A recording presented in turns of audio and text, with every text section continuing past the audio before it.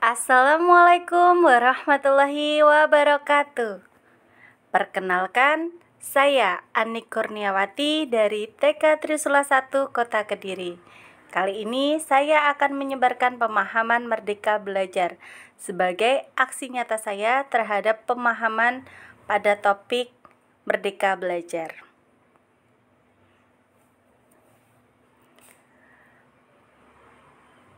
Pada topik 1 ini kita akan membahas 5 subtopik.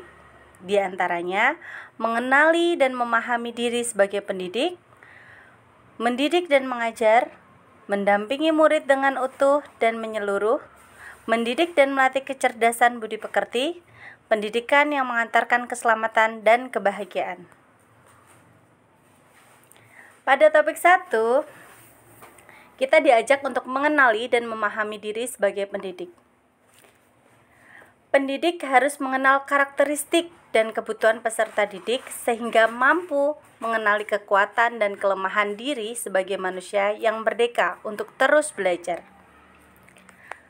Ki Hajar Dewantara mengatakan, manusia merdeka adalah manusia yang hidupnya bersandar pada kekuatan sendiri baik lahir maupun batin, tidak tergantung pada orang lain. Ini artinya kita sebagai guru harus adaptif terhadap perubahan.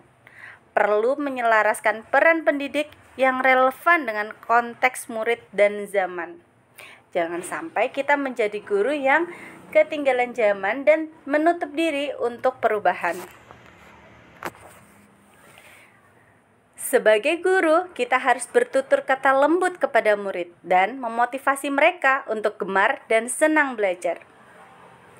Ki Hajar Dewantara menyatakan, pendidikan umumnya berarti daya upaya untuk memajukan pertumbuhannya budi pekerti, yaitu kekuatan batin dan karakter, pikiran atau intelek, dan tumbuh anak.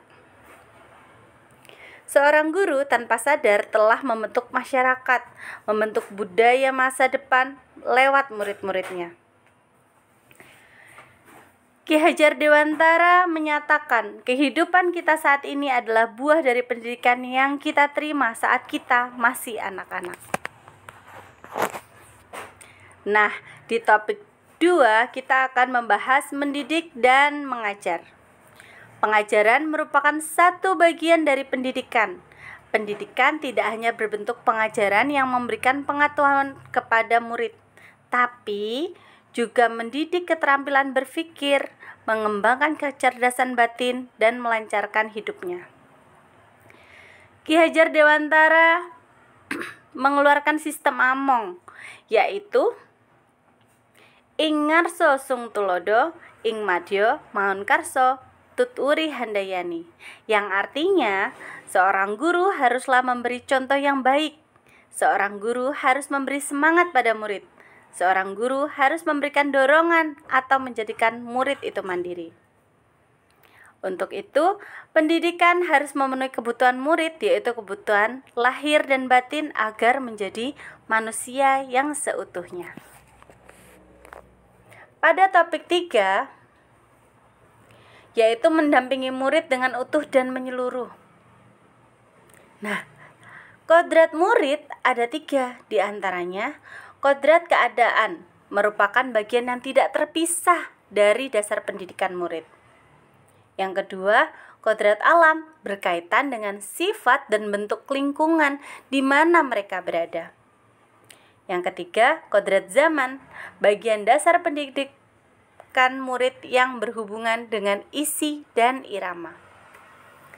Ki Hajar Dewantara menyatakan, segala perubahan yang terjadi pada murid dihubungkan dengan kodrat keadaan, baik alam dan zaman.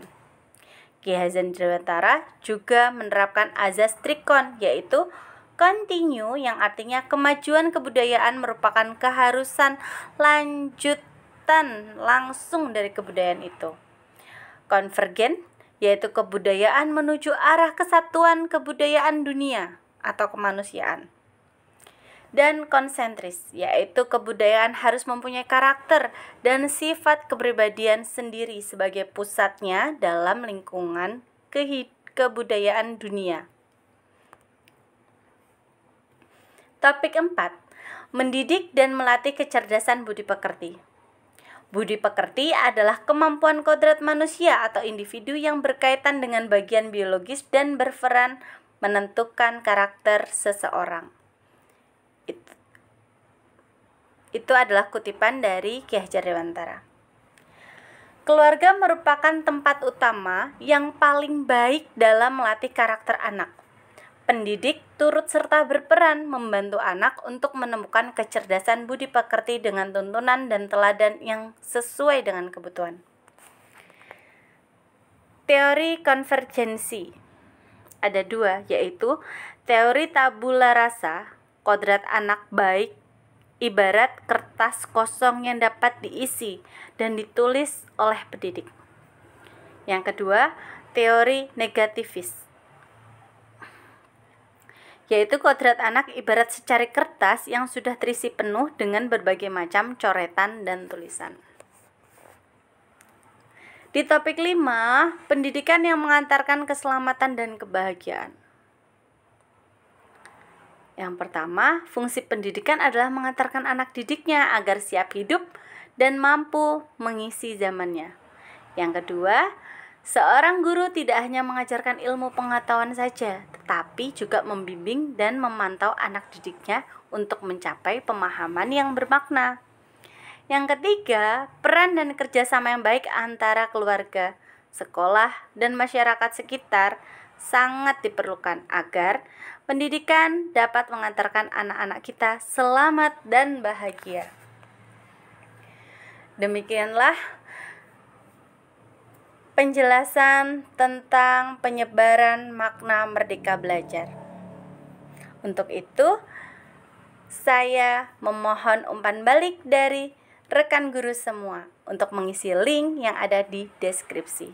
Terima kasih. Wassalamualaikum warahmatullahi wabarakatuh.